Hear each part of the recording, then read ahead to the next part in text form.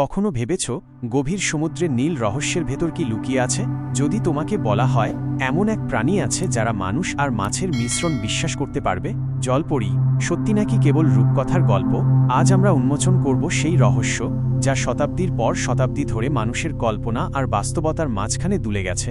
তাহলে চল ডুব দিই গভীর সমুদ্রের বুকে। কোথা থেকে এল জলপরীর গল্প?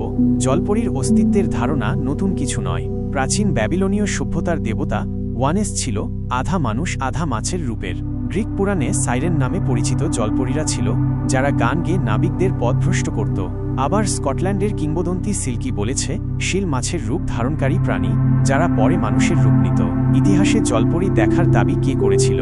সবচেয়ে বিখ্যাত ঘটনা 1493 সালে ক্রিস্টোফার কলম্বাস ক্যারিবিয়ান সাগর পেরোতে গিয়ে 3টি জলপরী দেখার দাবি করেন। তার বর্ণনায় তারা ছিল অপেক্ষাকৃত কম সুন্দর, যেন মানুষ ও মাছের মিলিত কোনো জীব।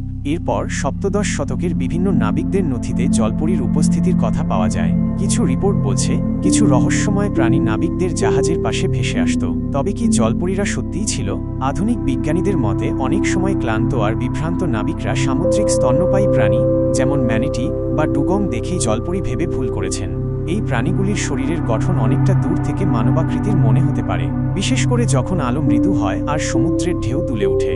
আজও বহু মানুষ দাবি করে সমুদ্রের গভীরে কিছু এমন প্রাণী আছে যা আমরা এখনও আবিষ্কার করিনি। প্রতি বছর অগণিত প্রাণী আবিষ্কৃত হচ্ছে সমুদ্রের গহীনে। তাহলে সম্ভব নয় কি যে কোনো এক জলপরীর সদৃশ প্রাণী সত্যিই কোথাও লুকিয়ে আছে?